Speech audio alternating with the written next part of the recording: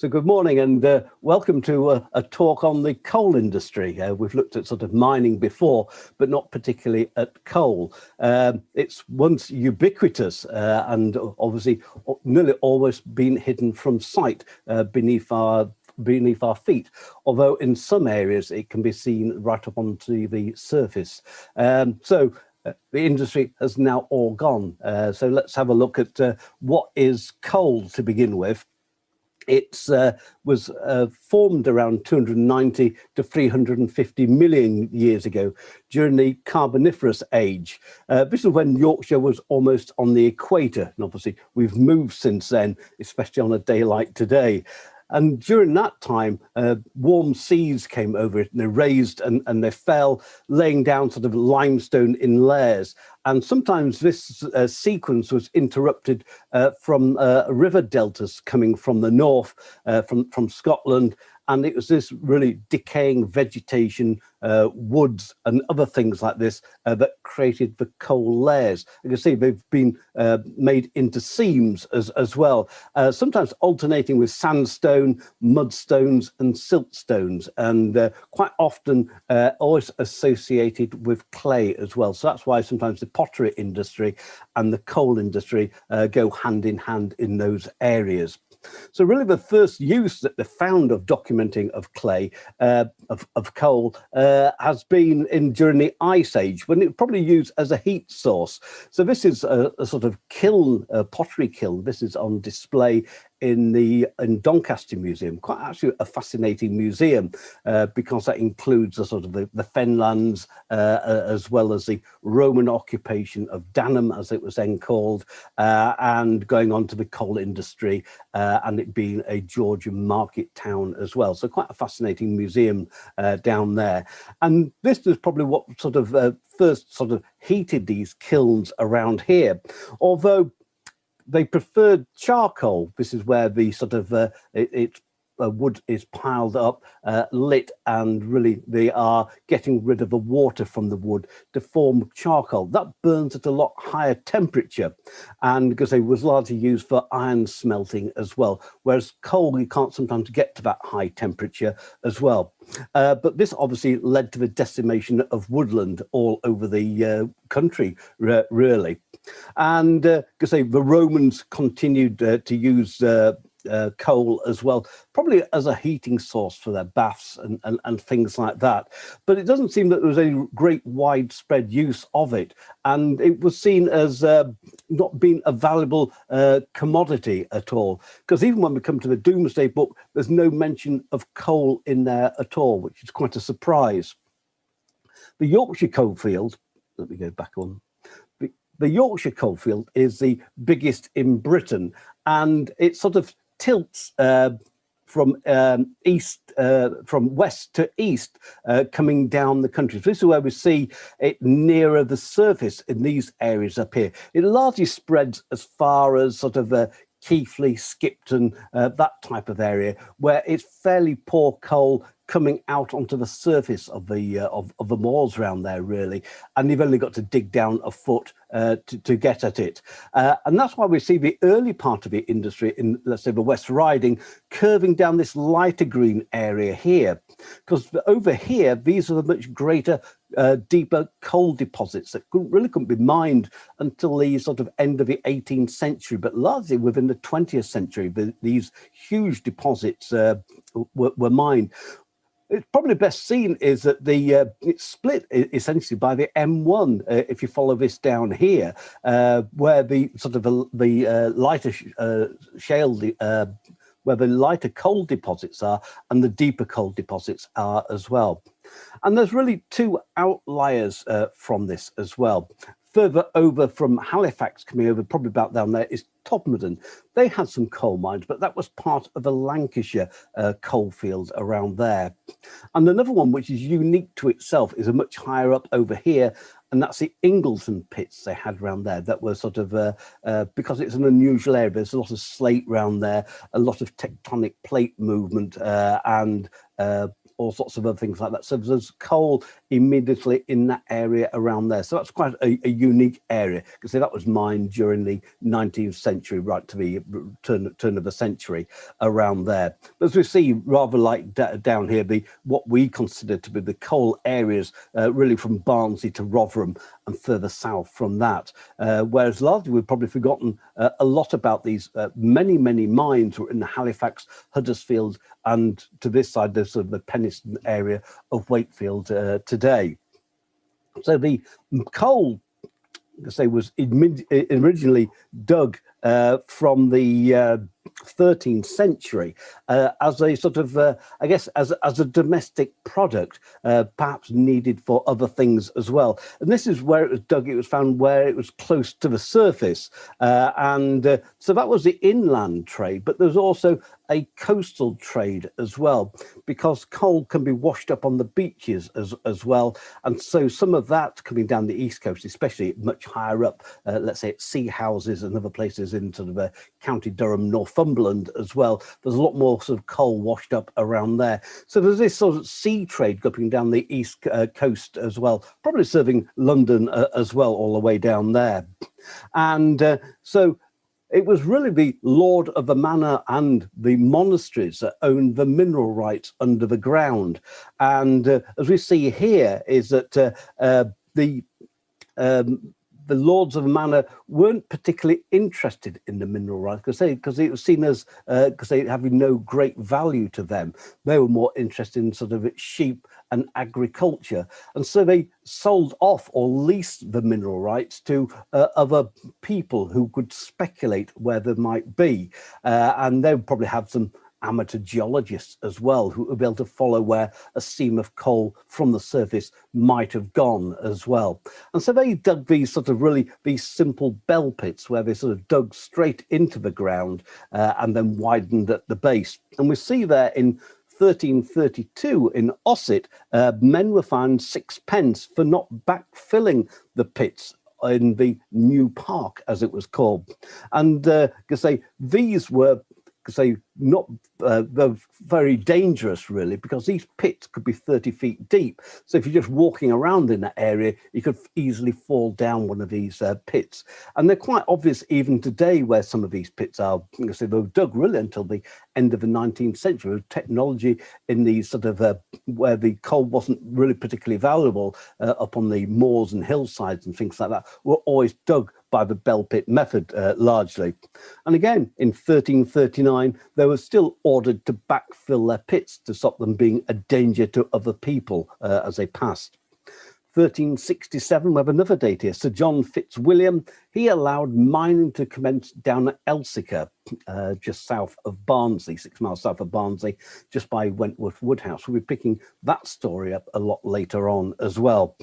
And so these simple bell pits were dug to the end of the 19th century. They dug down and outwards. They stopped when they think that the sides will be about to fall down and bury them alive. Sometimes on the much steeper slopes, the adits or levels were dug straight into the hillside, because here they could access, hopefully, larger seams of coal which were lower down. And that's always the thing about it, was trying to get the bigger seams which are below the surface. The advantage of an adit or a level into the hillside is that they could be built at a tilt, because even these bell pits, part of a problem with them is that they easily hit the water table, and because they were filled up with water, they had to use buckets hauled up to empty that water out. But by digging into the hillside, they could build they could dig in and add it at a certain angle so the water would drain out of it. But they were much more dangerous in a way due to the potential collapse of a ceiling with a huge weight of it above. So they'd use probably simple props as well. And they're also slightly better in one way, is that there's sort of slightly better circulation, because the air circulation, because they weren't digging particularly far into a hillside, and therefore the air could circulate a lot more, which made it easier for the miners to dig in there. And obviously they weren't going far enough in probably to hit sort of pockets of methane and other things like that, which are potentially explosive to them.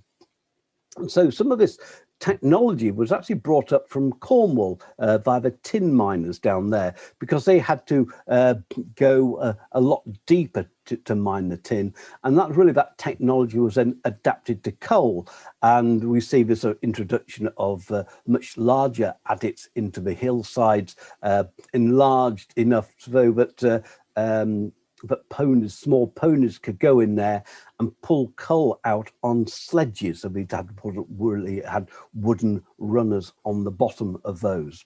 So this is a piece at the end, the National Coal Board produced. I think it was filmed in the 1930s, this bit of film.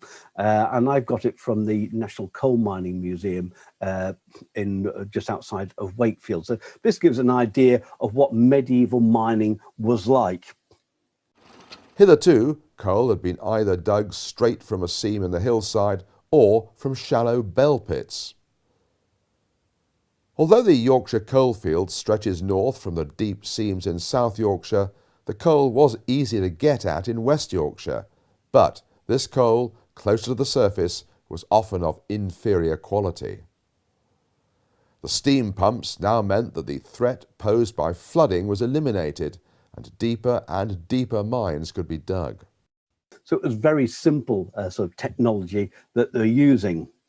Like I said before, is most of these lands belong to the to either the monasteries or to major landowners, because they didn't really do any coal mining themselves. They sold the mineral rights on or gave long leases.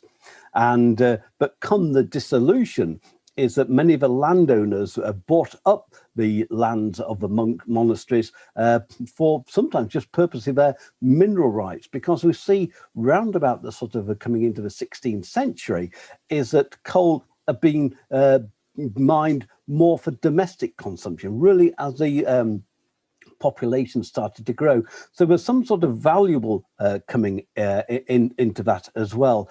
And say the mines then, because started opening really in the West Yorkshire area, sort of Wakefield, Leeds, Halifax and Huddersfield, because they were easy to gain, the coal deposits underneath. And because say much higher up in the north, around in County Durham, is that that was sort of much more commercialized up there, largely because they could have export markets, whereas the sort of Yorkshire coal seam was really landlocked, whereas up in the sort of County Durham is that they had potential to put coal down the River Tees or onto the coast and bring it easily down to markets in London, whereas sort of West Yorkshire didn't really have that advantage at all. And we really see that sort of this sort of commercial mining really began in earnest probably in the 1600s. Again, there were very small pits, but there were sort of hundreds of these pits as well. And so there's a lot of sort of speculation going on, and that's why we see this split where the M1 is, the speculation taking part on the west of the M1 there in the Halifax and Huddersfield areas around there. The agriculturalist, I'll say a couple of hundred years later, William Cobbett, was travelling from Leeds to Sheffield in 1830. This is what he put in his book, Rural Rides. He said it is coal and iron and coal. And he was basically traversing the M1 that would go down today. And that's really what was going on at that time. But really what we see then was the mining technology, being sort of improvements in that. Although sort of pickaxes, wooden pit props, buckets, and small amounts of explosives were all used in sort of mining technology, because they were probably fairly laughable, really. Really right up until the end of the sort of 19th century, going into the 20th century, nothing had really changed for those miners. But because really what hampered them was this water, the high water tables or water draining in straight away from the rock and clay around them. And so this sort of increase in coal production led to Newcomen producing his atmospheric engine. He developed that in 1712, and it was really a piston that would draw water up from a greater depth than was, let's probably say, than the 30 foot. So they could empty these water from the bottom of these pit shafts. It wasn't didn't take off much. Newcomen died in 1729, but others took up how it would work in practice, and that was improved with James Watt's steam engine that was built around about 1763, or his better ones were, and it meant that sort of more water could be pumped up these, because quite often with the Newcomen engine is that he was pumping up probably centimetres or inches of water, and there was more water actually coming into the pit. So that was the problem to be solved, was that he had the technology, but we didn't have the power to do that. And so that sort of first introduction of that sort of Newcomen engines, the very poor ones, were introduced in sort of the Wakefield and Huddersfield area, but really they didn't last at all.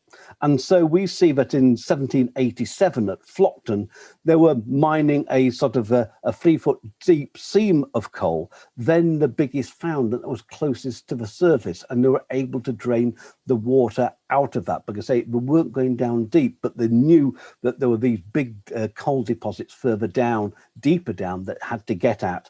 But it wasn't until 1795 that the technology was advanced enough, and the first commercial Newcomen engine, his name still stuck with it, was put into use by William Wentworth at Elsicar, 6 miles south of Barnsley, about 1.5 miles from the great stately home Wentworth Woodhouse, of where William Wentworth lived. And that pump was able to draw water up from a depth of 130 feet. And that made all the difference to the industry. And that really was the start of the South Yorkshire coal industry around there. Because that pump, which is shown here, was in use until 1923, when it was used by a steam engine. In 1923, it was electrified with the pump still continuing, and it could draw out 600 gallons of water a minute. The pits then were going a lot deeper than that, probably 300 or 400 feet at that time as well, to access these sort of great seams, which could be up to sort of 15 feet thick. But the problem remained is that although you could mine the coal and get it out, the transportation was extremely expensive, because it could only go on wagons, and they could only go probably within a day's journey of these pits. Although it sort of did quite a lot of Yorkshire, is that other places couldn't develop really, because it was too far away, and the coal, by the time it got there, was really too expensive for domestic consumption. So it was really going to these mills, but it was making some of those mills uneconomic in a way. They couldn't compete with the mills which were closer to the source of coal. And so it led to sort of this transport revolution, and really the coal was one of the main reasons for first of all, the making of the river navigations. The first one in this area was the River Don, and that got a Navigation Act in 1740 to make the river there navigable from Rotherham to its confluence with the River Trent, because they took out sort of bows, they straightened it, they made sure that there was a depth of water in there that these boats could get along. Because as soon as it could get along the Don, it could go down the River Trent, it could serve Nottingham and other things on that river system, although Nottinghamshire had its own coal industry as well. But probably more importantly, it could go down the Humber and then down the coast, because the great demand, even in those days, would have been from London. In 1751, it was extended all the way into Sheffield city centre, which meant is that this coal could easily get in for the iron industry in Sheffield as well. So these sort of industries went hand in hand with the supply of coal in that area. And if you sort of proof it was needed to see how efficient these canals were, and it was the opening of the Leeds-Liverpool Canal in 1777 between Leeds and Skipton, where coal came into Skipton at half the price that had been brought in by wagon, and in much bigger quantities. And really that spurred development in Skipton for it to become a cotton town. It meant that sort of cotton could come in from the ports in Liverpool, but the main thing about that was the steam machinery in order to get them the coal needed to fire the machinery for the cotton industry as well. And you see, it led to other navigation acts. The ones particularly associated with mining are the rivers Dearne and Dove, just south of Barnsley. They were made navigable in 1793, and you say further is that two canals were built off that, one going to Worsborough, as they call it, where the corn mill is today, and the other in same year to Elsica as well. So because getting at that coal there, all being able to go down the rivers Dearne and Dove to its confluence with the River Don, fairly close to the centre of Rotherham. And therefore, it served into that system. So this much higher quality coal coming from Elsica could easily get down to Sheffield and then out down the coast as well.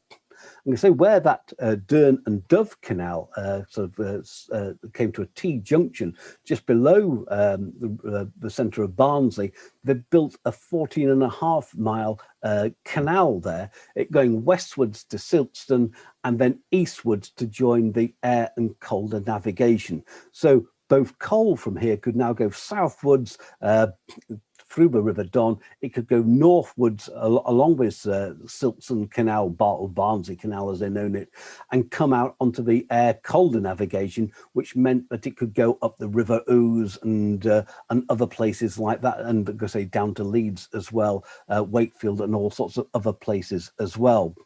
And so this sort of led to the sort of efficiencies and the enlargement of these collieries, especially at Elsica down there where the deep coal was first mined.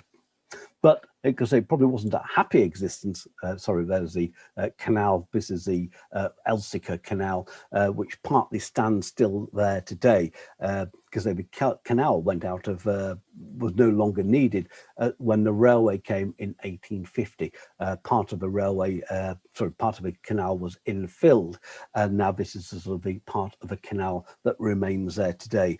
The Dearne and Dove navigation, has broken its banks. That was closed in the Worsborough one in 1906.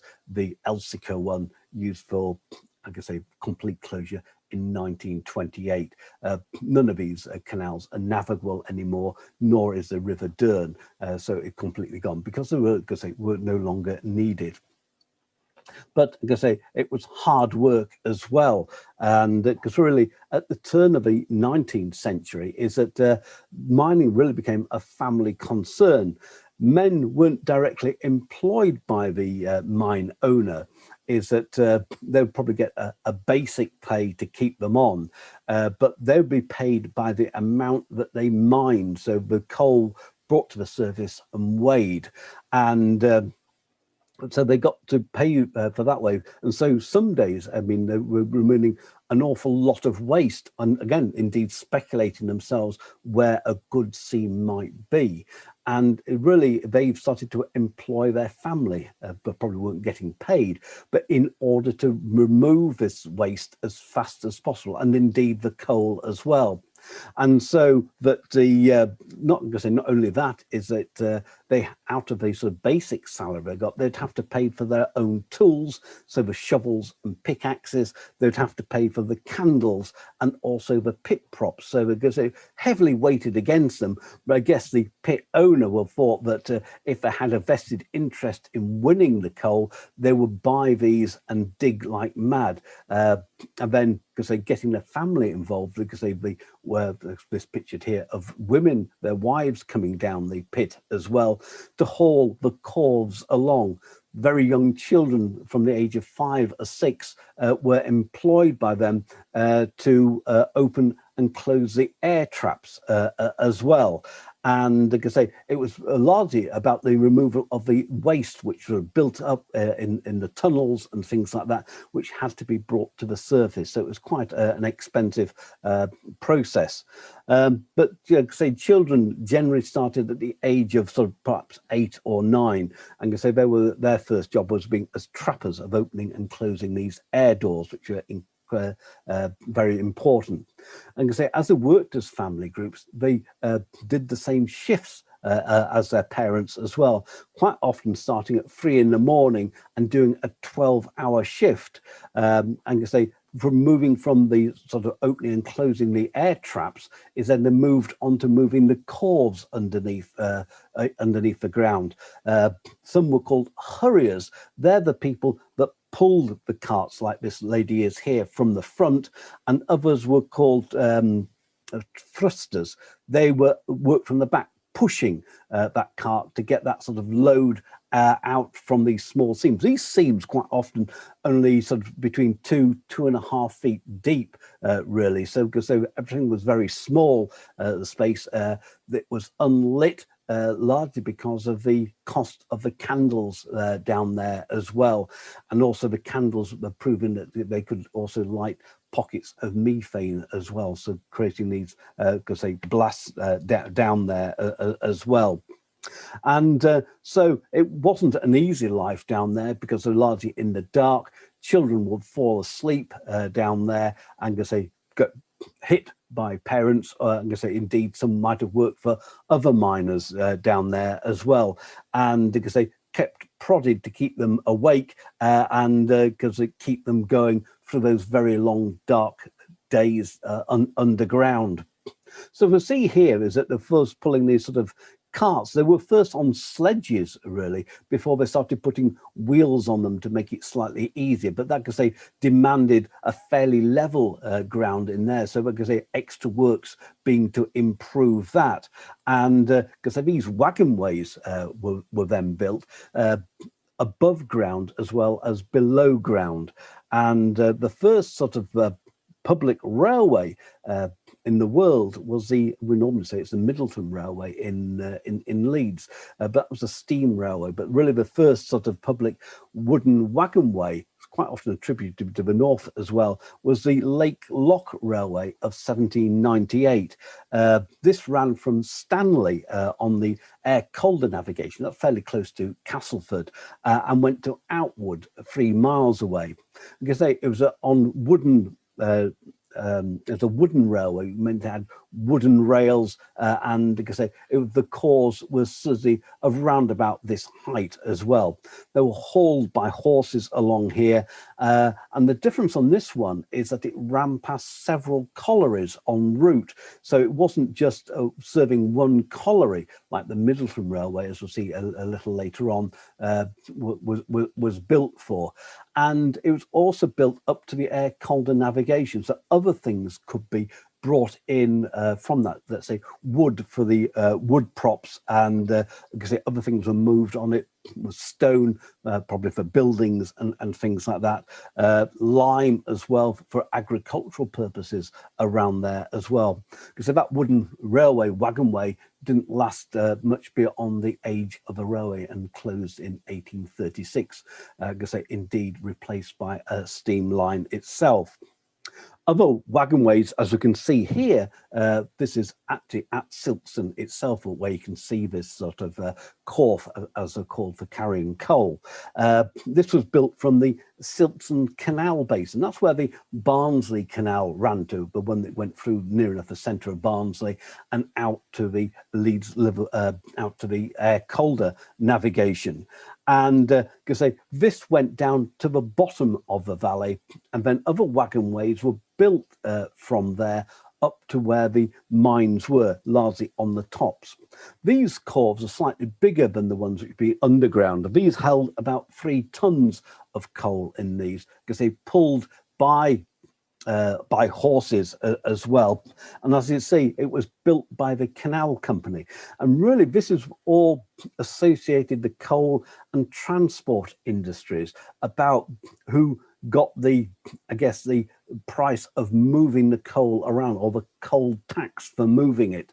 So the canal company here, the Barnsley Canal Company, built these wooden wagonways because it meant that the coal collieries wouldn't take their coal anywhere else but on the canal. Say the date on there, 1809. The canal opened to Silkson in 1802. So it's really this sort of, as we'll see, is tying the mines into the transport network. And because when we come to the sort of age of steam railway, because they led to a lot of friction, as we'll see a bit later on as well. And but really these wooden wagonways and small scale railways really sort of went out of favour really by the 1860s with the coming of the steam railways. So one of the other things that were really driving this, the demand for coal, were the industries that were springing up now. So if we're looking about the sort of the 1820 mark, is that the sort of, and indeed during the Napoleonic Wars, was this sort of, as most wars are, a great race for new technology. And because this is saw the opening of the much bigger ironworks down in sort of Rotherham and Sheffield down there, which demanded greater and greater amounts of coal, and also the West Yorkshire textile industry as well, with their newfound steam engines, creating this demand for coal as well. And even more so come the 1820s, with, let's say, the rise of the Bradford worsted industry and these really massive mills that hadn't been really around until that period, because they creating an even greater demand for there. So the sort of surge in coal was phenomenal, really. Around about in the mid 18th century, there were mining around about nationally about 3 million tons a year. Between 1780 and 1790, this doubled to 6.5 million tons. Then with the onset of the Napoleonic Wars, the demand for iron, the demand for blankets, tunics and other things like that, we see that the rise in output was to 16 million tons in Britain. That was, like I say, largely in the north as well. And by 1830, with these huge, vast ironworks and the worsted mills and things like that, production had ramped up again to 30 million tons. So really we're seeing a doubling, a tripling of that industry in sort of a 30, 40-year period of time. And really, it was coming down to the movement of coal again, is that obviously you can move it on the canal fairly cheaply and easily, because it only really needs one man on a barge to carry 6 or 7 tons of coal. But it wasn't it was slow to move it around, and it was also difficult as well with the to get the coal sometimes from these collieries because of the inclines to take them up and down. And so really before even the Leeds-Liverpool Canal being completed in 1816, Yorkshire had its first commercial steam railway. And this was for transporting of coal from the Middleton pits, which are about 3 miles to the south of Leeds city centre. And because they wanted to bring that coal up to the coal stave that stood really at the end of the Leeds-Liverpool Canal and where the air Calder navigation began. The problem with that is that they could output more, but the technology of moving that goods around was limited by initially the wooden wagonway that they had down there. And that's why we see even a bit later on than sort of 1812, which is on this bit of film coming up, is that the first railway built in Yorkshire was from Leeds to Selby. In effect, that was near enough a colliery railway as well, because it was all about moving coal, moving from to avoid the taxes paid the collieries had to pay for the movement of their coal along the air Calder navigation. And that's why in 1834 they built the railway from Leeds out to Selby. And so Selby being on the River Ouse, is that the collieries themselves could, because they pay for the cost of the movement, but then not pay tax to the navigation company. So it was avoiding the air Calder navigation.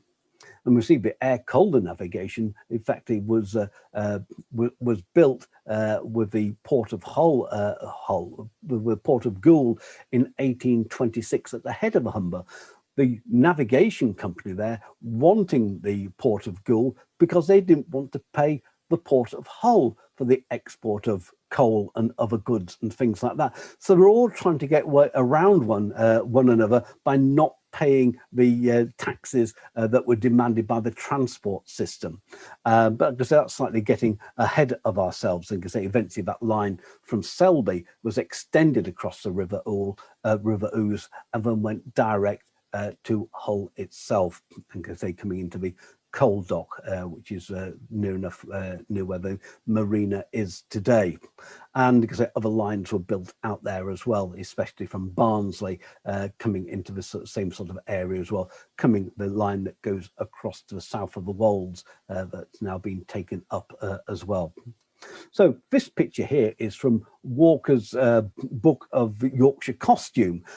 It was published about, it must have been after 1812, because we see here the steam railway developed here by Matthew Murray, and behind there, assuming that is the Middleton Pit. So this is really sort of, again, what a miner might have worn in those days, but probably not down the pit, because it was heavy, dirty job down there, and they actually mined naked or with not much on, because it probably wasn't worth it at all, getting so hot, sweaty, and you come out black from the coal.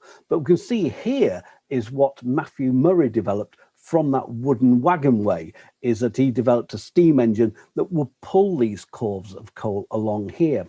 He did have a slight problem with the technology, because they laid down iron rails to begin with, and there was no traction between the wheels of the engine and that of the iron rails. And to overcome this problem, he had a third wheel underneath, and so it had a cog and pinion railway in order to propel it along. Otherwise, those wheels just get spinning round and round and round, and that's how it overcame that problem, until, bigger engines were built, and the iron, they changed the content of that, so there's more friction between those two. Mills needed a constant and ever-increasing supply of coal. To supply the mills of Leeds, Charles Brandling, owner of pits in Middleton Woods 3 miles outside the town, built a wooden wagonway with horses pulling the corves. But it was engineer Matthew Murray who devised a steam engine that would do the work, and so the first commercial steam railway was created in 1812. That's 13 years before George Stephenson pulled passenger coaches with locomotive number 1 on the Stockton and Darlington Railway. A world away, cheaply built back-to-back houses were thrown up, but without any thought being given to sanitation or clean water. Leeds' population grew from 94,000 in 1801 to 250,000 in 1851.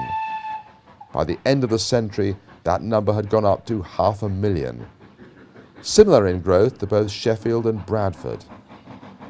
But all three places suffered the same problems: cholera, overcrowding, and an infant mortality rate of 1 in 5. Indeed, the average lifespan was a mere 29 years. So let's look at the working conditions as well. So there wasn't just the risk of sort of flooding in these mines, but the deeper they got, they came across other problems as well, primarily methane gas that was trapped inside the pockets of the coal, sometimes called fire damp as well. And this could easily explode because they're using naked flames of candles down there. And that's the only way, because they probably one small candle to illuminate where the miner was digging. But it was an explosion in 1812 up in Gateshead that killed 92 miners, that led Humphrey Davy to design a lamp that wouldn't cause explosions. But in itself, it didn't solve all the miners' problems, because if the open candle created an explosion, now they couldn't smell the methane at all. And it was a silent, deadly gas, really. And that could kill as well. And because this is sort of unknown, is that it sort of led to the mine owners themselves. Have I just lost them? Sorry, just checking. It led to the mine owners themselves saying now they had these safety lamps is that it was fine now to dig as deep as you wanted because there's not going to be any explosions at all. And so that was another problem. The other problem they always suffered was really from black lung as well, from inhaling the coal dust around there, led to a range of sort of breathing diseases as well, and ultimately to an early death. Working in cramped conditions led to bone diseases. Here's Cobden in 1853, writing in his book, The White Slaves of England, even known by then, for the woke generation, is that perhaps miners and things like that be viewed completely differently. He says, in Yorkshire, the collier of 50 is usually an aged man. He looks overstrained and stiffened by labour. So that was sort of their sort of short life that they lived down underground. And I guess that's why in this period is that it urged families to get on, to maybe get a bit more of an education, because they didn't want their children to go down the mine as well. But we see this sort of period from sort of 1810 to 1850 was a period of agitation with men demanding the vote, not really coming through Chartism, and again the artificial prices of corn. And in 1842 was the year women and children were banned from working down the mines. And we'll see a little later on with the act a little later on. And miners in the Halifax area formed the Miners' Association. And on the 20th of February 1844, they were demanding a living wage and also better working conditions. So it wasn't any great demand, but really it was the first sort of union that had been formed. And on the 20th of February 1844, 4,000 people stopped work in the Halifax area, demanding, higher pay and better working conditions. The colliery owners met in Wakefield because this sort of was spreading to the other pits, and the pits then were all privately owned by different men, and they decided that any member of the union wouldn't be allowed back into work. This led on the 1st of May 1844, just a few months later, to almost every colliery in the West Riding downing tools and going out on strike. In retaliation, some of the colliery owners threw those in rented cottages that they owned out of those as well. And that seemed to be the turning point as part of that strike. And the other point is that they were no longer getting paid, so they really ran out of money and had to return to work, but on the terms of the colliery owner himself. In 1858, the union was revived again and would fight more and more fights with the owners over the next 100 years. So if we're looking about the sort of in the years sort of 1820 to 1840, 1850 at the moment, we look at some of these disasters as well.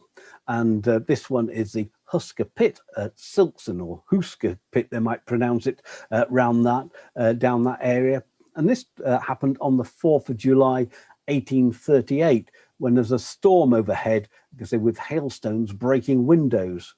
There was a fear of the mine flooding, and so the miners, the adult miners who were down there, got pulled up from the shaft to the surface, but the children working down there decided to go up adrift, which was at a slight angle. This was really to let air into it, the pit bottom as well. And that shaft, which went at an angle that people could climb up, was guarded by these air doors. And so they got to the top door of this by climbing and shutting these air doors. When they opened the top air door, that flood water came into that shaft, pushed them all down to the air door down below, and drowned the majority of them. And so there's this memorial to them here. Again, there's two side by side. There's one's a boy and one's got a girl in it, and it shows the sort of height of the shaft that they were climbing up to escape. And if you don't really know the area, but if you search on Google for Moor End Lane, this is a road that goes across Silkstone Common, goes under a disused railway bridge, and on the right by some woods there's a car parking space for 4 or 5 cars down there. There's some steps that lead down into the woods, and the monument is straight ahead. It's not quite on the site of where the pit is. That's a little bit further over, but I guess this is the easiest place they could put that. There's also a monument to them in the churchyard of Silkstone Church. Silkstone was much more important than Barnsley. This was a parish church for Barnsley here at Silkstone. This is the monument to the Husker Pit disaster.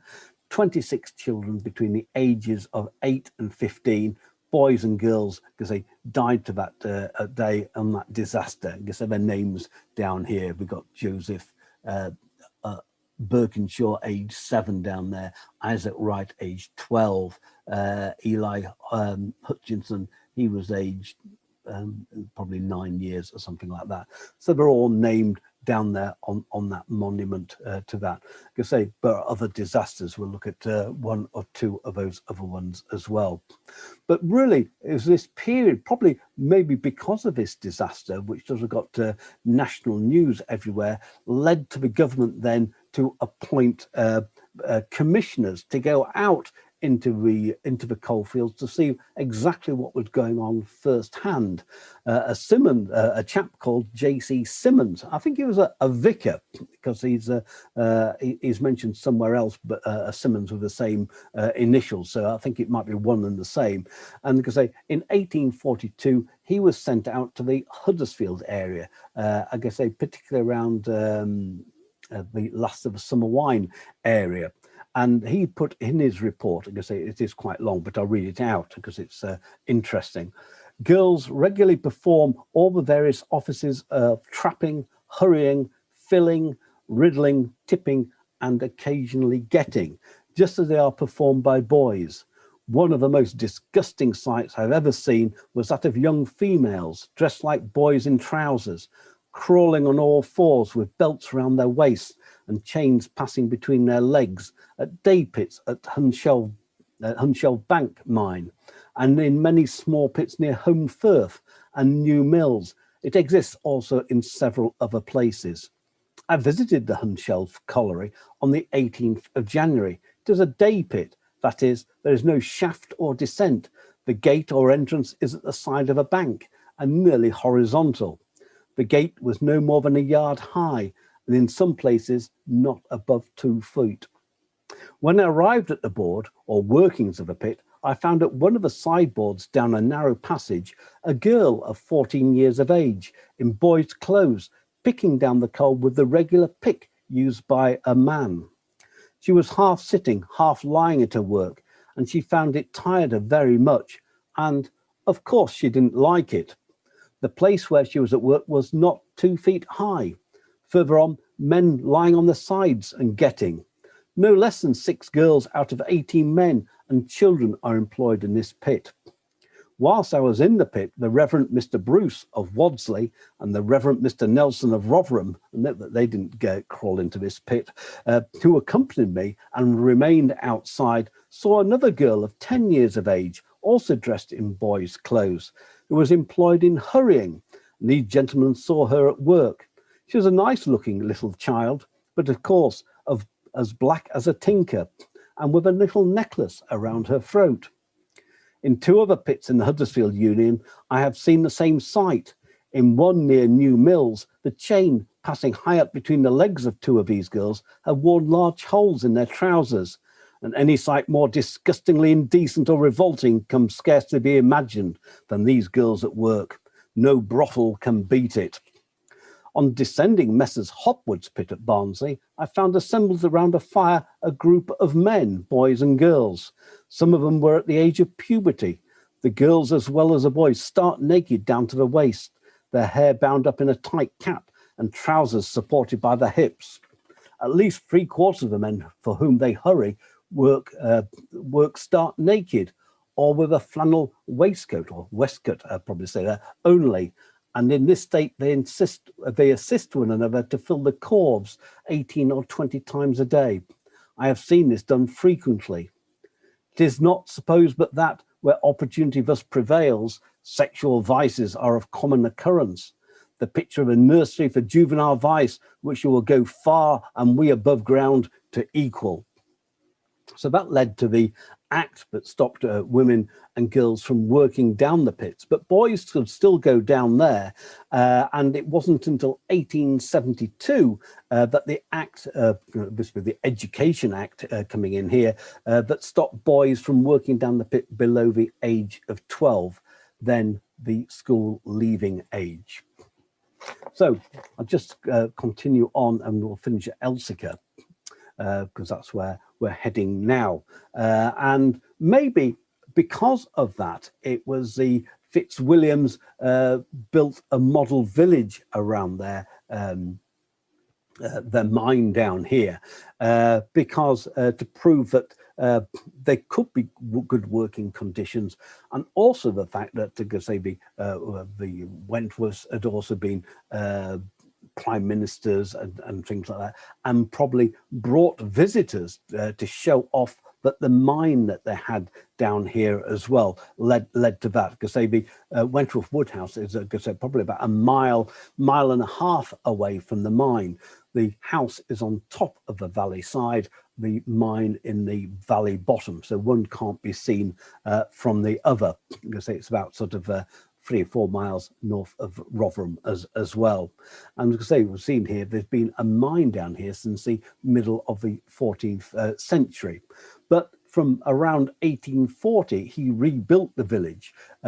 So change was coming as well. He full well knew that, because the railway, as we can see here, built in 1850 to connect not just Elsica mine, but further down here, about a mile or so away, is the Corton Wood colliery as well, because they're fairly famous for the 1984 miners' strike as well.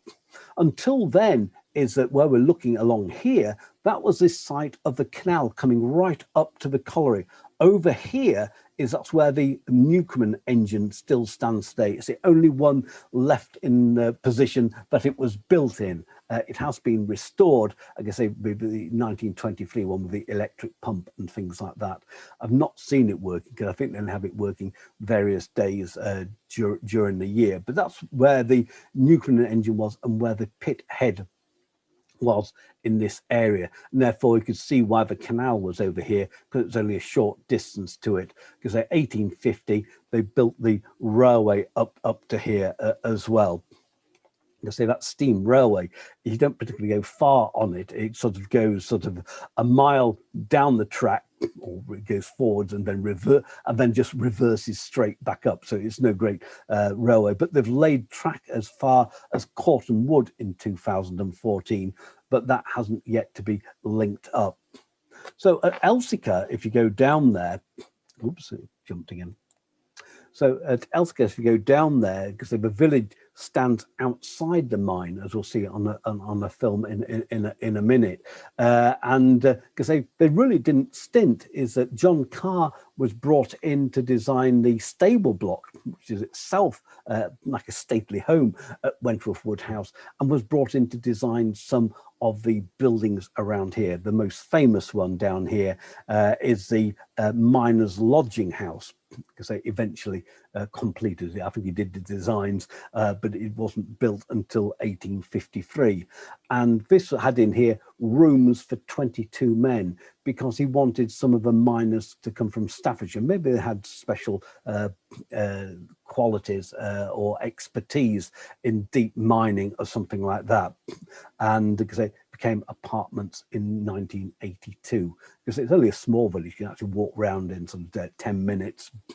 So that was the miners' lodging. Perhaps they were maybe like an advertisement. This is the type of property that you're going to live in. It's more of a stately home. Whereas I expected, probably a normal mine would expect a sort of a bit of a hovel, really, with a thatched roof, whereas it wasn't the case if you're coming up to Elsica at all. Next door to it, a bit further down, stands Milton Hall. I don't know why it started doing this last week. So a little further down stands Milton Hall. This actually stands on the site of that medieval colliery that was down here. And this was built in 1870 as a market hall, and later used as an assembly hall, and houses built behind for miners as well. It was sort of altered in 1922 and given its name Milton Hall because the 8th Earl Fitzwilliam was Lord Milton. So that's how it gets its name round there as well. Further round the corner, the colliery or Elsica village, as we know it today, that you can go and visit, stands on this corner. But coming round the corner and a little bit further on, you can see these houses as well. There's 2 rows of them. That's Old Row. It's the oldest of them. Again, planned out by John Carr. These were actually built during Carr's lifetime because they appear on a map of 1801 that shows that they were there as well. A bit further on, like most places, that the church was built before many of these properties. The church opened in 1843, whereas we see that the workshops that surround the Elsica mine opened between 1850 and 1897. The church is sort of beyond those trees along there. You can walk out the back of Elsica to get to them as well. And so these were sort of the workshops, and there's some ironworks here as well that surrounded the mine. So it was really a sort of a mini sort of settlement in itself within the village of Elsica, because it's surrounded by a wall, and on the bit of film you see, you can only get in through a main gate as well. Some of the properties further down there either been demolished, or there's some sort of wall beyond there which has now been demolished so that you can park your car down there. It was bought by Barnsley Council in 1988 and created into a heritage centre, because the buildings are used for a variety of use. You can see down here there's a visitor centre down there. It says Newcomen and Beam engine there, the railway, and that's it says down to I think there's a canal walk down the Dearne Valley itself. There's also shops down here. There's sweet shops, there's a clock repairer, an antiques centre, a record shop, pub, tea rooms and furniture stores, etc. around there. And let's have a look at that's the Newcomen engine and the building that it's associated with around there. So I'll end today on this bit of film. Hooray, it's here, on Elsica itself. It's about 8 minutes long. There's just some music behind it, but I think it tells the story about it for itself. So if you're going to go down to Elsica, you can obviously combine it with a visit to Wentworth Woodhouse. It's signposted off the M1 as well, because you can actually approach it from the Rotherham end or the Barnsley end, or come off one of those middle junctions where it is signposted off the M1. You come down through Hoyland and other places like that. It's quite difficult to find otherwise, but it's set in a lovely valley. Just beyond it, there's a park. There's a free car park, and you can wander around. The steam railway only operates on a Sunday, but obviously probably not at all this year, and that's really what you can see down there. And you can say probably gone to their website to see where the Newcomen engine, like I say, I think that was only finished being restored in 2018 or something like that. So that does work. But this is what you can see if you go down to Elsica.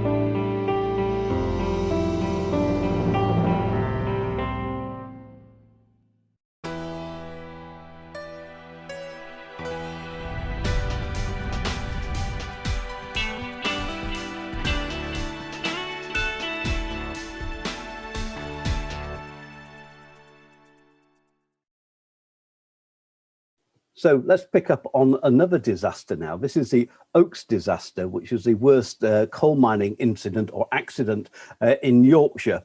It happened on the 12th of December 1866. 361 men and boys were killed in a double explosion at this pit, about half a mile southeast of Barnsley town centre. It was Britain's second most disastrous explosion in Britain. There was one in Wales in 1913 that killed 439 men and boys. The pit had been sunk here in the 1830s, and you can say it was no stranger to methane or fire damp explosions. 4 miners had been killed in 1945 and a further 73 in 1847. The colliery was about 850 feet deep, and there's around about 60 miles of tunnels underneath there.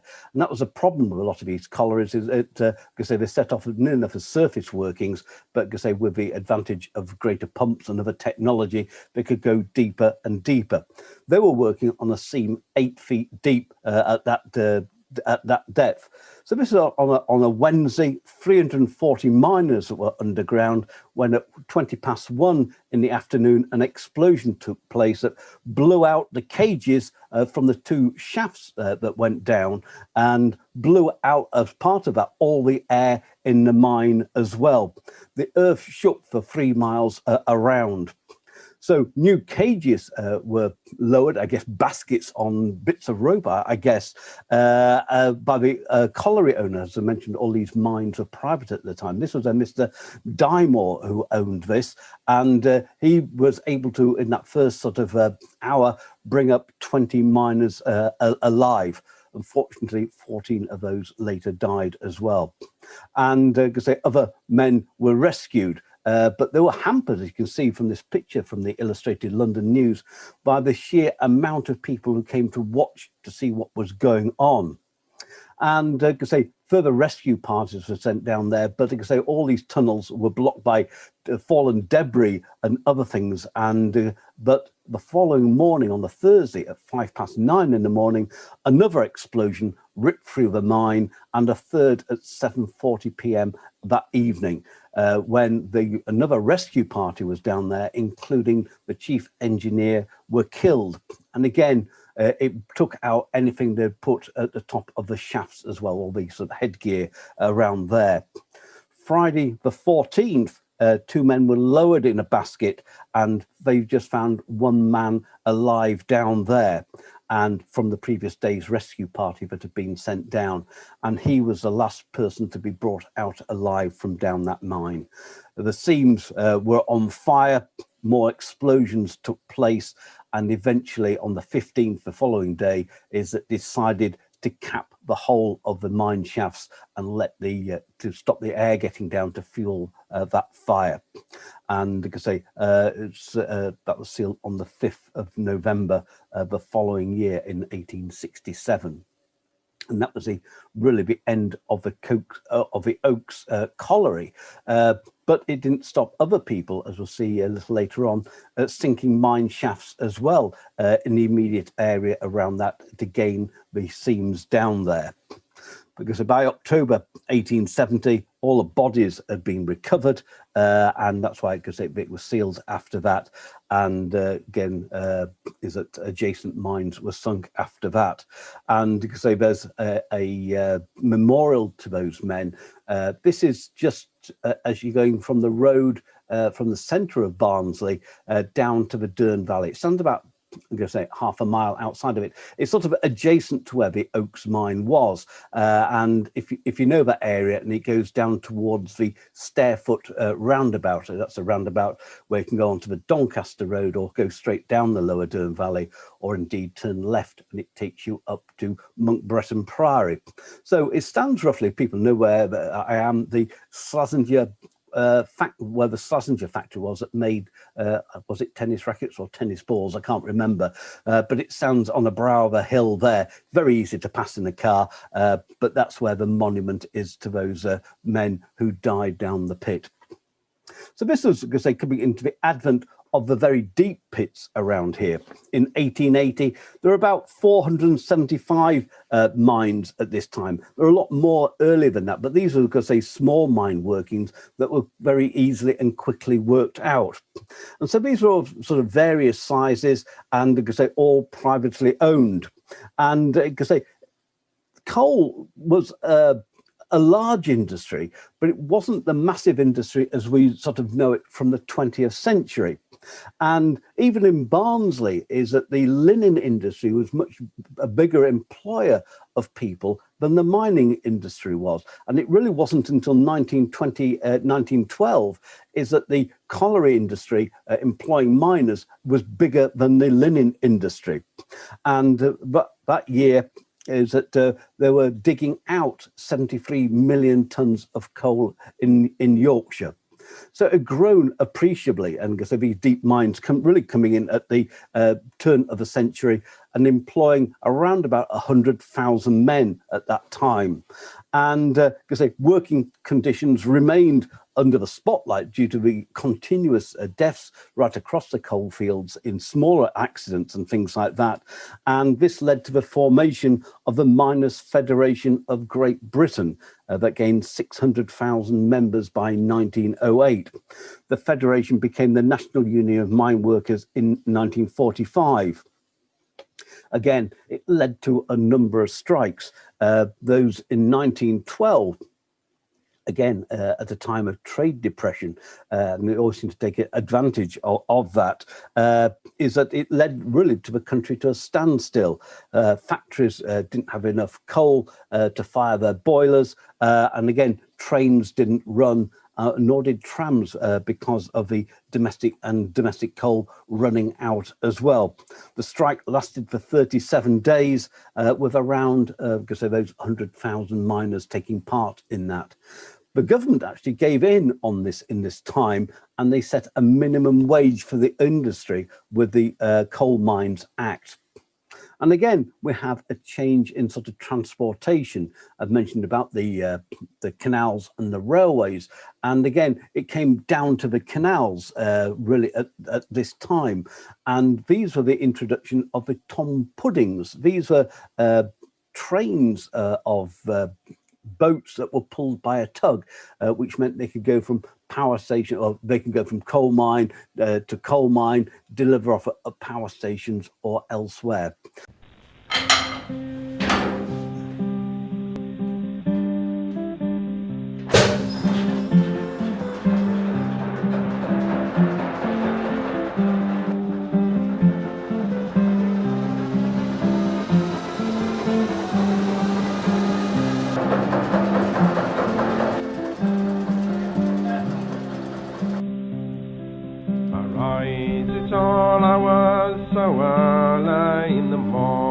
When the streets are still empty, for the day starts to dawn, to earn me bread on the waterways.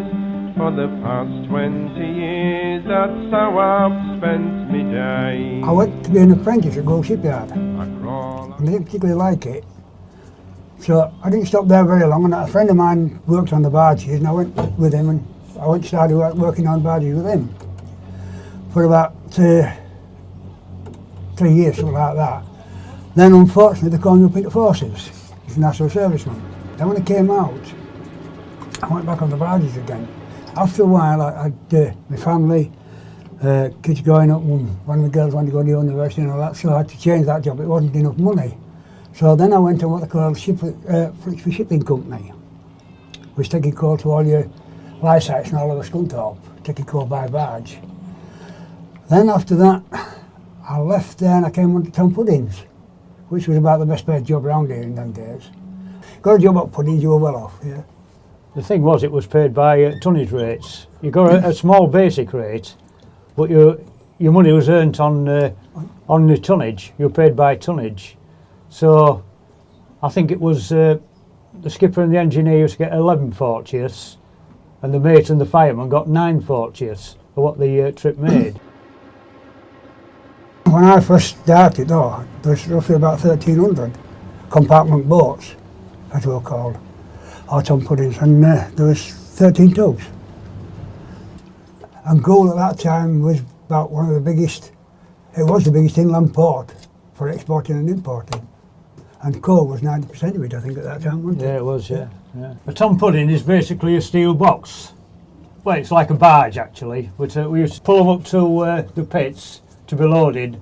We used to bring them back to Goole to be discharged via an hoist into a ship. They called the chap that invented them Tom Bartholomew. So therefore they got the word Tom, and the pans looked like pudding tins. So some puddings. We never called them Tom puddings, we always called them pans.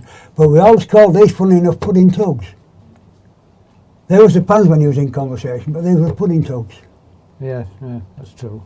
When we came from the collieries, we used to drop them in these tiers, and then you'd get a guy come aboard and he used to sort them out for different ships, you know, depending on what types of coal they wanted. Because they're all different types. You got smalls, large coal, and all the rest of it, you know, so, and then you'd pick up on the way down maybe 2 or 3 different pits, you know, maybe 2 or 3 pans at a pit, and probably top up at Castleford on your last amount of pans, maybe 6 or 7, you know, and yeah.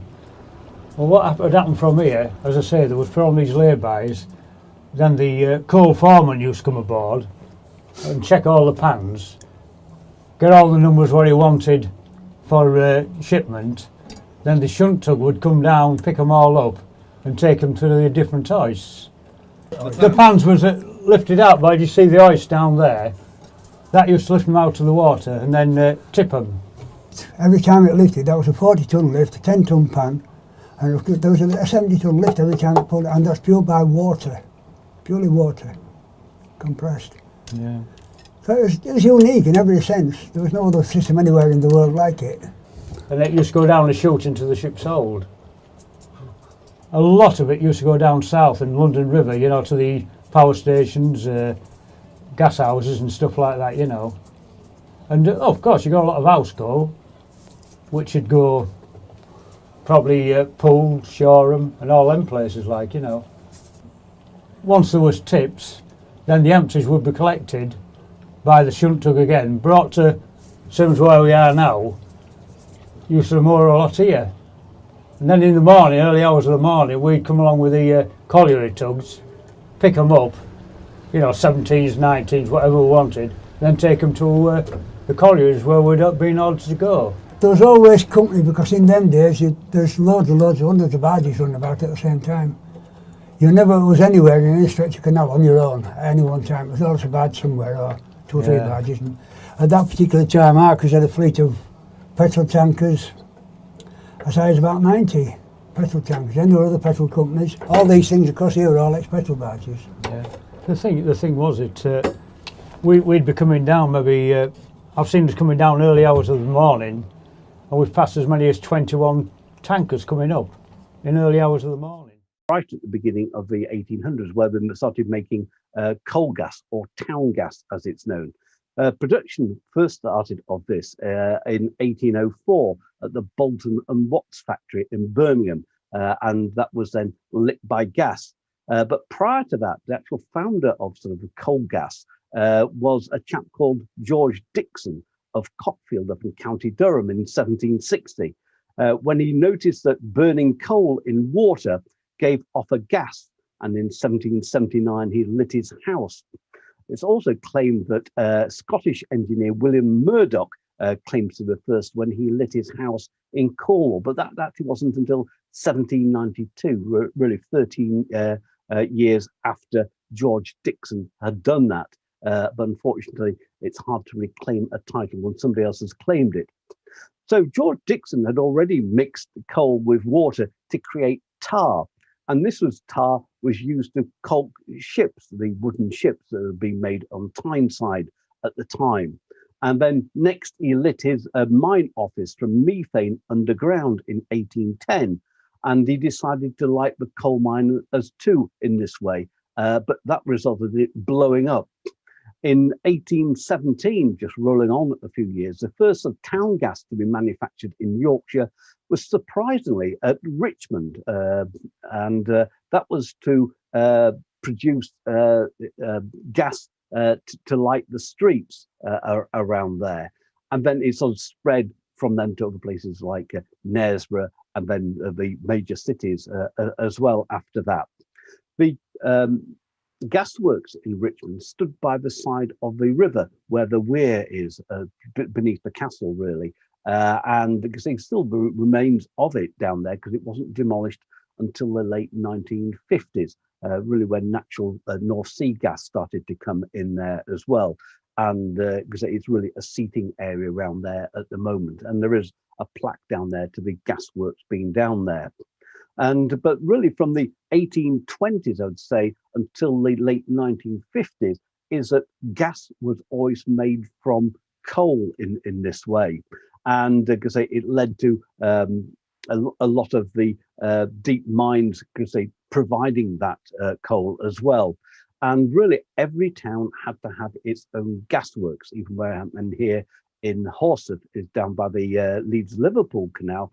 Naturally, at Rodley, there was a huge gasworks that stood down there. I don't think that was decommissioned until, or raised until the 1980s, left behind a lot of dangerous minerals as well. So have spent about £1 million clearing that in the 1990s.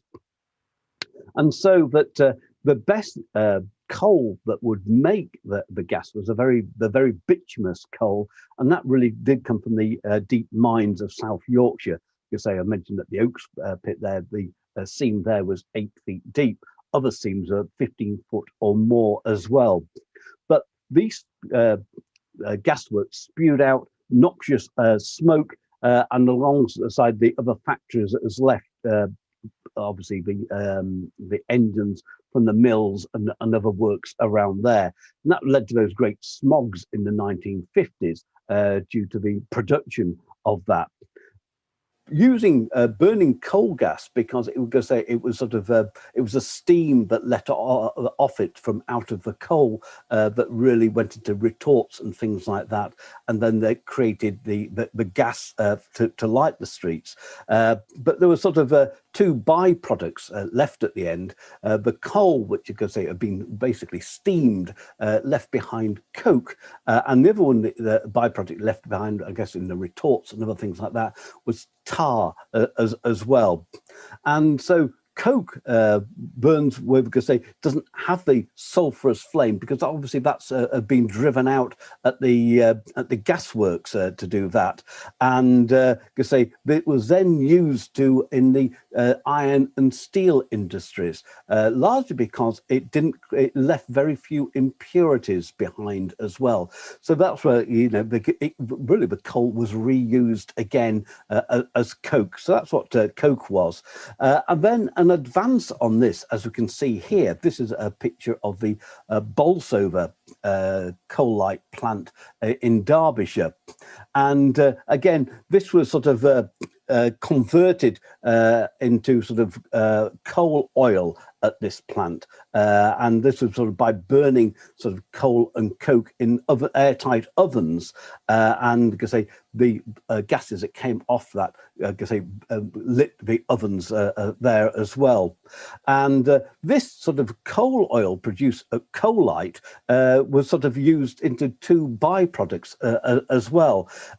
It could be made into fuel from the gas oil, and that was used by the RAF and by the Army in World War II for fighter aircraft and tanks and things like that. So it wasn't petrol that we're using at that time from oil. And the other one was that the other byproduct left behind in the ovens was smokeless fuel, which went on to the domestic market. It doesn't burn as hot as coal, and it leaves behind a lot more sort of powdery ash. And so that was the sort of difference between it. There are a number of these plants in Yorkshire. There's one at Rossington near Doncaster, at Grimethorpe, just sort of northeast of Barnsley, and at Asken as well. And that was opened in 1929 by the first MP of the time, Jenny Lee, sorry, the youngest female MP at the time. And they were producing lots and lots of this. As you can see from this picture, it left behind lots of byproduct and things like that. They're burning 180,000 tons of coal again. So again, it was a very, very, even though it left behind smokeless fuel in the immediate area, because these were very filthy, smoky plants as well. Its the main plant of Bolsover, this one here, eventually closed in 2004. So coal was also used to generate electricity, and street lighting really came in the about 1881, and the coal being burnt then to turn the turbines that created the electricity through the steam turbines that was introduced in 1884. And again, coal had to fire the boilers to produce the steam. And we see that these power stations were then built close to the sources of coal. And really, if you drew a line along the M62, is there a large number of power stations on there? I think they once call it sort of the powerhouse of Britain. I think at one time it was producing sort of 30% of Britain's electricity needs. So we're looking at sort of power station like the one that was at Elland using the Halifax type stuff from the pits around there. And then there really the three main ones coming down after that: Ferry Bridge, of course, near the Castleford pits, Eggborough as well near the Selby pits, and Drax a little further on, Drax being Europe's largest coal-fired power station. And because now most of those have either been demolished or they've been converted into burning renewables.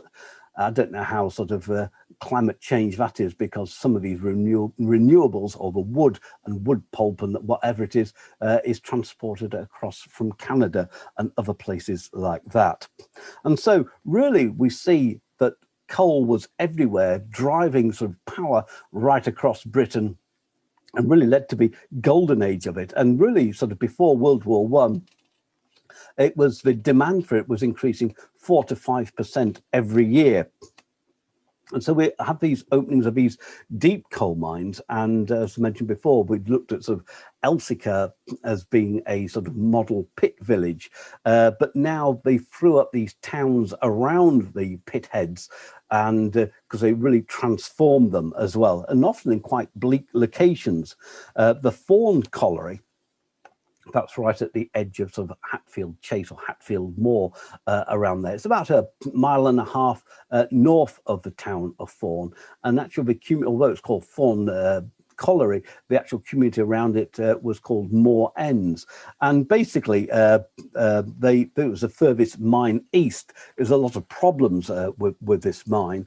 Because they sunk the shaft in 1909, because it's right at the very, very edge of Hatfield Chase. Is that if you today you can actually walk onto Thorn Moors beyond it. These are great vast peat wetlands that they've been restoring for the past 10 years. And really that was a problem they had, was the amount of water coming into the pit. So it sunk in 1909, but that didn't go into production until 1926. But they really, through terrace houses up row after row of those on a grid, and if you go down there, and that's what you see today. And they're also notable as well for the giant drinking pubs as well that they have. You say probably where the fights broke out on Fridays and Saturday nights. And here, as I've shown before, is the lovely town of Asken, as it was pre-1911. It was a spa town where visitors came and they took the treatments in the hotel, and there were bathing houses and all sorts of other things around there. The pit there was sunk in 1911, and overnight it became a mining town. No visitors came to the spa facilities there anymore. And then on the further side of the pit in the 1950s, Eyestoneville, this is this place over here, was built. It's named after the last owner of Askham Main Colliery, Sir Samuel Ironstone. And he employed 3,000 people at this pit, and it was outputting, by 1975, 750,000 tons of coal. And again, like most mining towns, if you go to them, it is just row upon row of housing, fairly sort of dreadful housing as well. The only one that sort of had been planned was around the Broadsworth pit, maybe because that's fairly close to Broadsworth Hall, and maybe the people who owned Broadsworth Hall had an income coming in from the collieries and had some sort of sway over how Broadsworth was going to look. But generally, all the towns, like I say, were properties like this, just row upon row, with very few facilities. And I think that was a problem, that when they were completely based around coal, and that when the coal industry disappeared, is that it left behind all these social problems, no other jobs and things. But we'll look at that in a few minutes. So World War One is that the pits were sort of nationalised for the war effort, and then were given back to the private owners after the war in 1920. And this sort of a problem then is that it was a very short-lived golden age in 1920, but then slowly or fairly quickly slipped into recession and led to another miners' strike in 1926, a strike that lasted 9 days. And really the result of this was partly due to World War One, unusually, because before the war, Britain was exporting a lot of coal into Europe and elsewhere. And but when the sort of war broke out, we weren't obviously exporting into Germany, although they had lots of mines themselves down the Ruhr Valley. But that sort of export trade that we had stopped. But the United States started exporting their coal into Europe, and that was a sort of problem that lasted after that, and it led to sort of the coal output in Yorkshire and in Britain falling to 1.2 million tons a year after that. Like I say, from its far down from its pre-war high of that, and because in sort of 1880. We see that the production per head of miner was about 310 tons. In 1924, it had fallen to 199 tons. The price of coal fell, and like I say, it was still being undermined by in Europe itself, because a part of the war reparations is that Germany gave its raw coal to France and to Italy, and say, rather than paying out in cash. So effectively, France and Italy were getting free coal from Germany, and all this had its ramifications back into Britain. The miners, say, their hours were reduced, and say their wages were reduced as well, to try and make these pits economic. And that's really what the problem was, leading to the miners to go into striking, because they weren't earning as much, because they couldn't work as longer hours as they used to be able to. And again, Britain ground to a halt, say, with trams not running, mills closing, and say, coal being diverted away from domestic production. Again, because these were in the early months of the year where the sort of strikes have always taken place, where they'll hit the hardest. And because this strike from 1926 was still being felt in 1934, because there was disruption in supply, there were less miners working, so there's less outputted. I guess because the owners of the collieries they wanted to be a shortage of coal in Britain, that it would push prices of coal up to make their pits economic again. You could say the worst year that post 1926 was 1934, and because they again, the shakeout from the industry would employed 1.2 million miners at the close of the war. In 1934, just 800,000 miners were employed in the pits. So it'd gone down substantially within that. But we'd also seen that there was an increase in tonnage per man that had now gone up to 300 tons per miner. But part of that was due to new technology being being installed into the mines, because until that period, really, everything was done by hand picks. But now, because with new engineering techniques being brought in underground, which meant that coal was much easier to get out than it had been, because they'd be stopping use of pit ponies and things like that, putting conveyor belts in, and then putting the very first sort of cutting equipment in onto these coal faces that really developed over the next 30 years into the sort of the mining industry that we imagined it to be.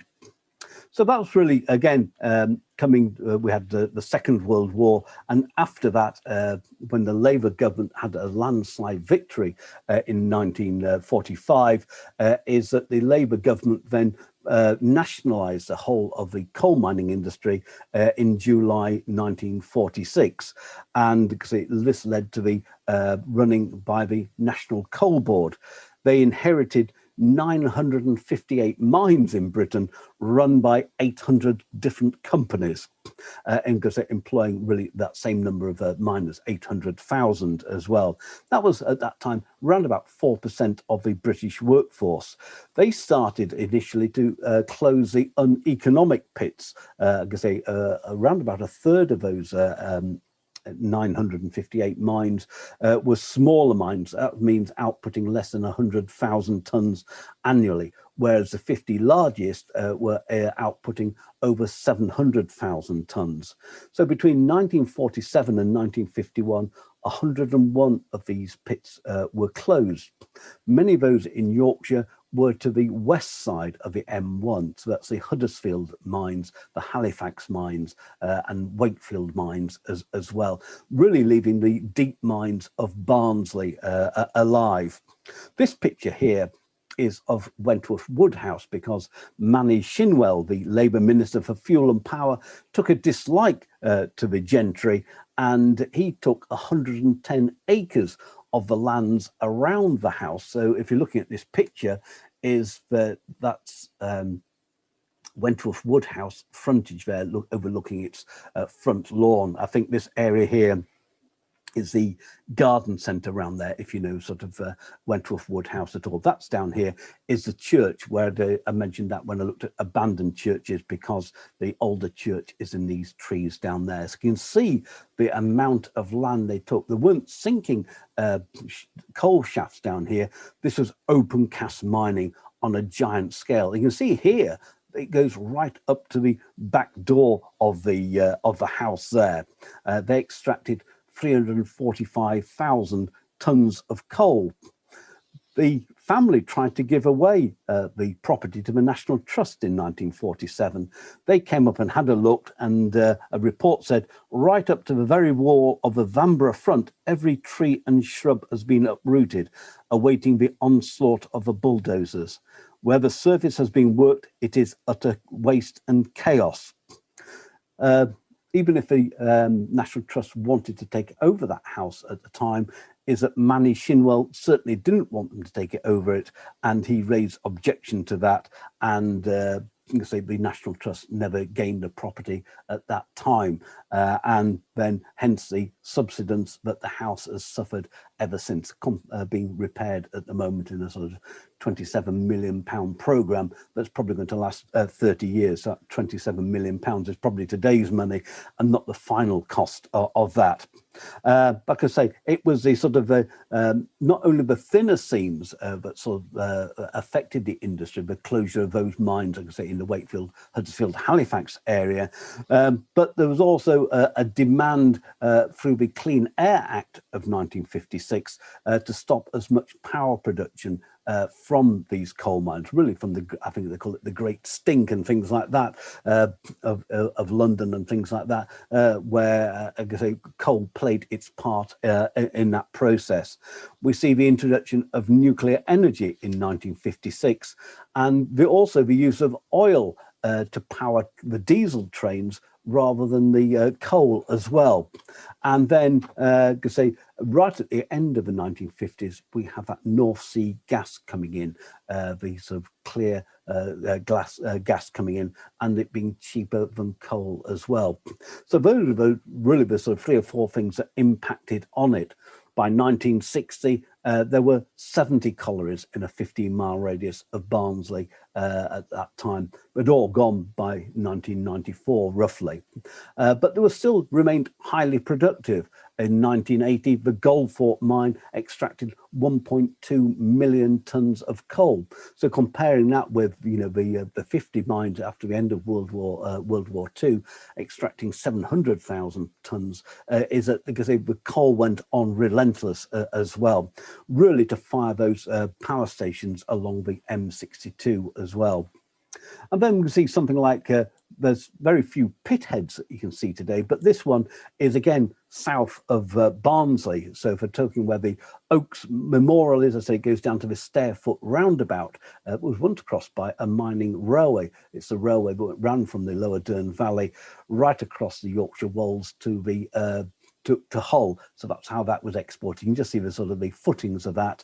And if you turn left there, it's at that roundabout, the first left, it takes you to where the Barnsley main pit was. Like I say, it's got all its shafting and headgear up here. A bit further on that road is Mount Grace Priory, but it's Monk Bretton Priory as well. So they're really within a mile of one another. It is slightly difficult to find this is because it's off a minor road that runs from there. But if you look on the map, you'll see where it is. But it's, you can see there's a little bit of a car park there, and you can see the grounds have been landscaped around there. The Oaks pit actually stood just a bit further over from these trees. So really when that was sealed and capped, the Barnsley main was then sunk, although it had been here since about 1830. But again, it was expanded to go into where the Oaks pit, where the mineral rights was for the Oaks pit around there. And so this colliery closed in 1991, but most of what you can see above surface dates from the 1950s. Because that's one of the few collieries that you can actually see in situ around. All the others have been raised and capped, especially go further down the Dearne Valley, which I'll mention in a minute. And then we had another strike in 1972, so the miners were really fairly well paid at the end of the 1950s into 1960s. They were earning round about 7.5% more than people working in manufacturing industries. But they found out that the decade went on. By 1969, their wages actually fallen by 3%, lower than those working in manufacturing industries. The mines here at this time were employing around about 500,000 people. And this miners' strike then led to the railway workers, who then refused to transport coal that was going to go to the power stations, and led to a state of emergency when power across Britain had to be reduced. I guess probably people remember having to use candles and things like that. And again, in a period of very cold weather at the beginning of 1972. This strike lasted 7 weeks and resulted in a pay offer on the 19th of February, which actually resulted in a 27% pay rise in order to counter the losses of the 1960s. It also led to the founding of that meeting called COBRA that we'd never heard of before until last year, or very rarely until last year, the Cabinet Office Briefing Room, because they established for national emergencies, because they mentioned quite a few times last year when our Prime Minister didn't turn up for a number of those. But really the result of this sort of miners' strike was the sort of reduction in the mines as well. Some of these had played out, so there wasn't. There was an economic case, is that that they were just too expensive to keep going. Around about in the mid 1970s, there were 240 deep mines employing 300,000 miners, and they were outputting 140 million tons annually. So really, like a lot of industries, it was new technology that allowed this to get more coal out than it had ever done before. And so these were really highly productive pits still, but it really sort of culminated to a head with a miners' strike of 1984-1985, which pitted the government against the unions. you say this sort of led to that, which we'll look at in a minute. But in the meantime, is that investment in mining hadn't stopped. It saw a future because there's this great demand still from the coal-fired power stations, and this led to the opening, as I put here, the Selby super pit. It actually, in fact, was 6 mines. There was Wistow, Whitemoor, Stillingfleet, North Selby, and Rickle. There were the sort of 5 mines that were where the shafts were at, and there was a 6th shaft at Gascoigne Wood, and Gascoigne Wood was where all the coal from those other 5 shafts were outputted. They dug 120 miles of tunnels. These tunnels had conveyor belts leading from the coal faces and then going out at Gascoigne Wood. So Whitemoor, which is near Cliff, which is down just north of Selby, that was 13 miles away from Gascoigne Wood, where the coal was actually outputted. So what you see at these other pits were really just the concrete head shafts, and really not much else around it apart from car parks, because there's no coal being brought out at these super pits, but they're all brought out at Gascoigne Wood as well. The first shafts for the Selby super pit were really sunk in the sort of mid 1970s, and the project costs on this were 400 million pounds at the time, and they estimated there were 600 million tons of coal in this sort of North Selby area as well. And the seams, as we can see here, this is a picture from one of them, were between 6 to 9 foot in depth. And beyond that, the 600 million tons, they thought there might be another 2,000 million tons of coal. That's what they hadn't sort of geologically had a look at. They just looked at this area in between the pits. Production started in 1976 and it reached its peak in 1993-94 with 10 million tons being outputted. And the miners who came from here, they employed thousands of men. They really came from the other deep mines that have been had closed during this period. That's why these mine heads had large car parks, but nothing really else to be seen beyond the shaft itself.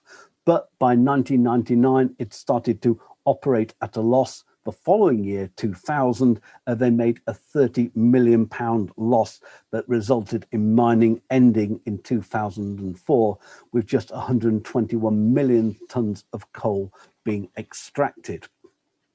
And really, this is a time when all hopes were really on that Selby super pit of being perhaps the last of the coal mines around here, and actually had probably a 20 or 30 year lifetime or more as they sort of ran out of reserves. But in 1984, Yorkshire just had 56 pits. Britain as a whole had 133 mines, employing 180,000 miners, outputting in total 133 million tons of coal a year. But what we see is that cheaper coal was now coming in, especially from Russia and Poland. This undercut the price of British coal, largely due to the labour costs as well. Is that I guess in Russia they're paid in just a couple of rubles, where over here miners, these deep miners in the Selby super pit, were very, very well paid. And so that sort of, and this cheap coal in led to these pits becoming economic financially in a way. They couldn't compete really with the cheaper coal coming in from Russia and Poland. And the Conservative government at that time didn't want to subsidise these, what they termed uneconomic pits. And so Margaret Thatcher took on the National Union of Mine Workers, led by Arthur Scargill, who called for a national strike. It wasn't wholly supported. It was in Yorkshire, but other mining areas like Nottinghamshire and South Wales often didn't take part in this. And it sort of led to very violent clashes in Yorkshire. The most violent was on the 18th of June 1984 at the Orgreave coking plant, which is down the lower Don Valley. And it led to sort of 55 miners being charged with riot and the further 40 with unlawful assembly. But it sort of split, I think the country on two lines, because a lot of the national press came out in support of the miners, which turned a lot of people's opinions against the police in that. Other people saying that if the pits are uneconomic, we can't afford to keep these mines working. And in the end, it led to the closure of all these mines and the loss of these tens of thousands of jobs as well.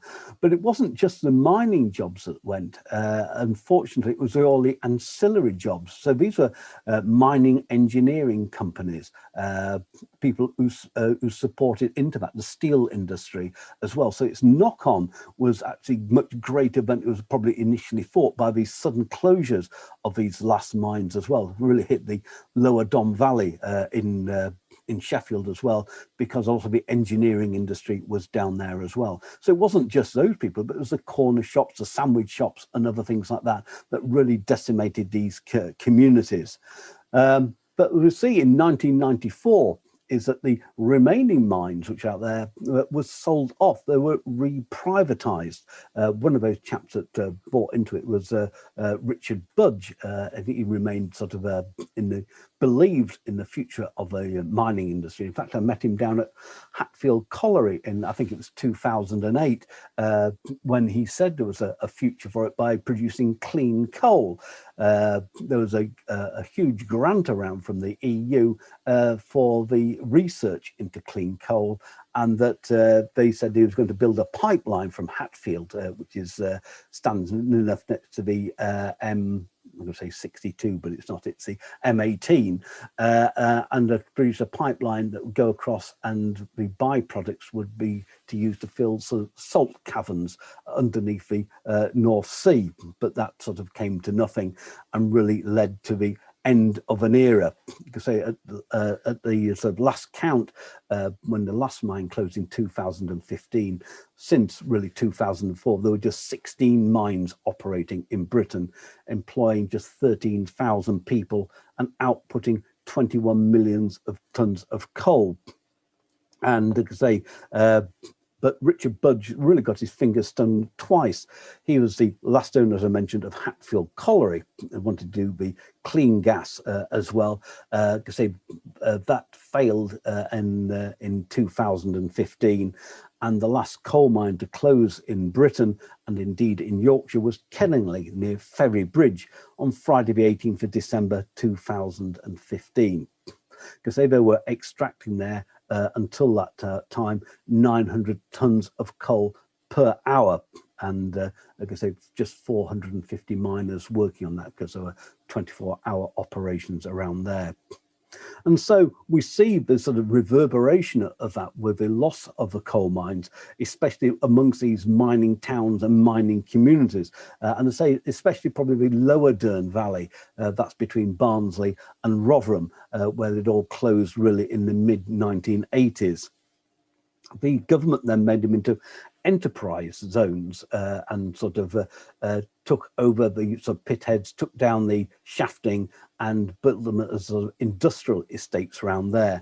But unfortunately for the people down there is that the people who moved in were either screwdriver factories, i.e. putting components together, sometimes for the car industry and other things like that.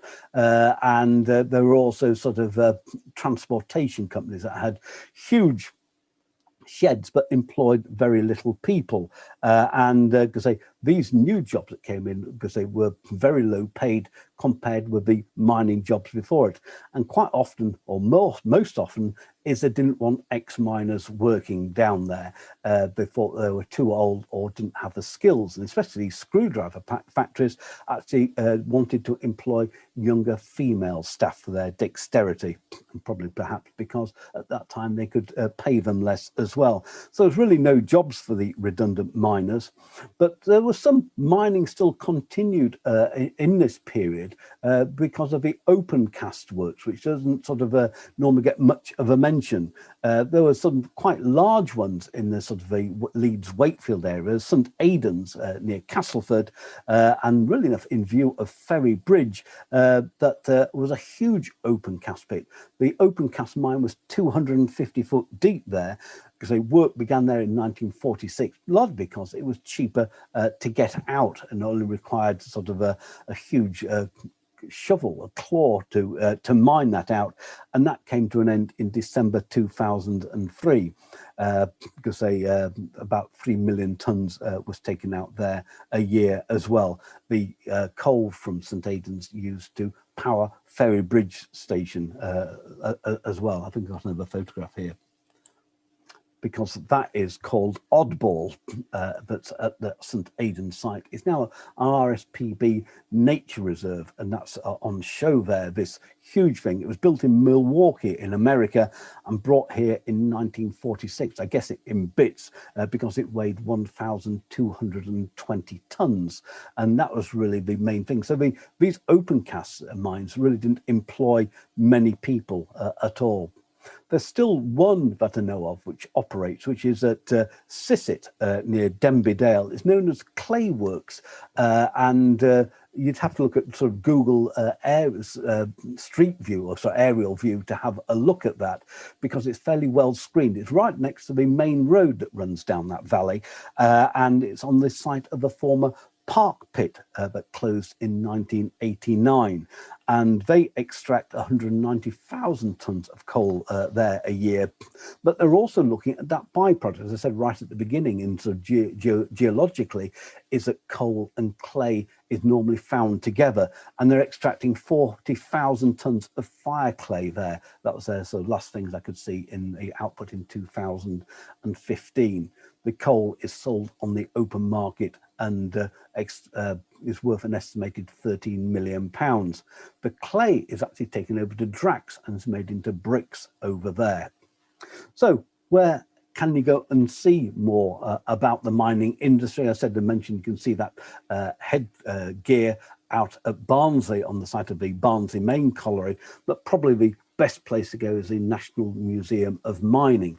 This opened in 1988 on the former site of the Cap House Colliery, a mine that had first been sunk between 1770 and 1780, and for most of its life owned by the Kay family until it was, nationalised in 1947. It closed in 1985, and most of the buildings you can see from the photograph here date from between 1876 and 1939.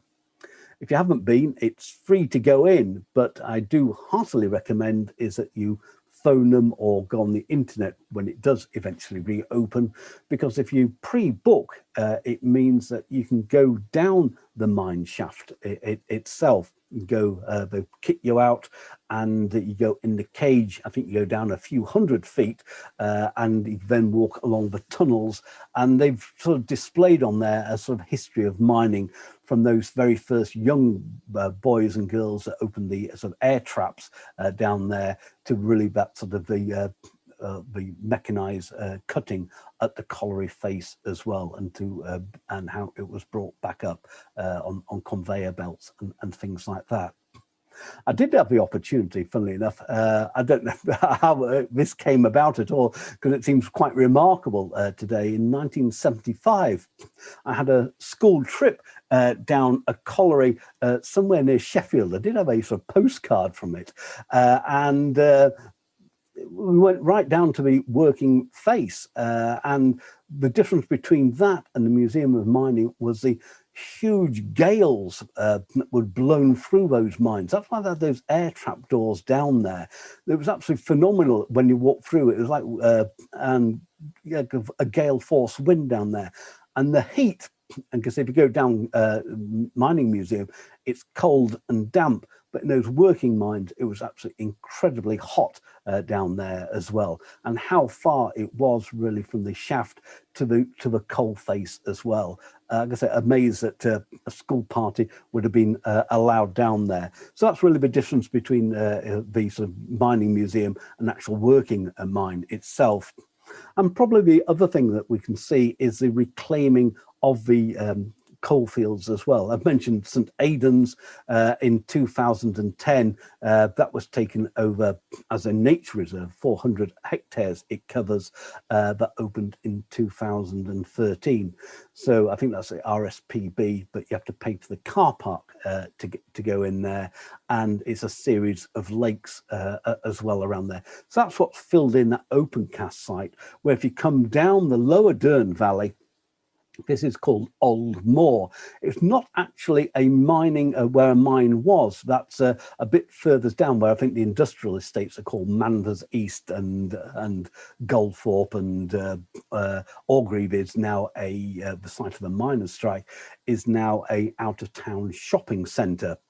The Manvers East has a gigantic next warehouse on it. I'd say that's about half a mile long. It's absolutely ginormous. I met somebody who'd worked in there a few years ago, and they averaged walking in that warehouse 14 miles a day. That gives you an idea of the vastness of that warehouse. But just above it is RSPB Old Moor. This is really a result of subsidence from Manvers, and that's what you can see round there. These sort of lakes are down there. And up here, next to the M62, on the former site of the Glasshoughton Colliery at Castleford, that closed in 1986. And really, the cost of restoring these mining sites is absolutely phenomenal. I think across the road on the Pontefract side, just across it, adjacent to the racecourse, there's still a huge mountains of material there to remove and to restore that. They tend to sort of grass them over to begin with until such a time. But it took 10 years of really more of decision making before the sort of the Glasshoughton site was cleared, and they've opened that Escape Leisure Centre. That opened in 2003. It's now got a skiing piste and other things inside of that, and of course there's a ubiquitous Junction 32 shopping village as well next to it, as well as you can see here a range of the typical sort of out-of-town eateries. You've got a Nando's there, you've got a Pizza Express and other things down there, a McDonald's. They're all down there as well. And so that's really sort of where we stand at the end of the mining industry, something that employed over 1 million people, but very little now to see left of it. So that brings us an end to the coal era.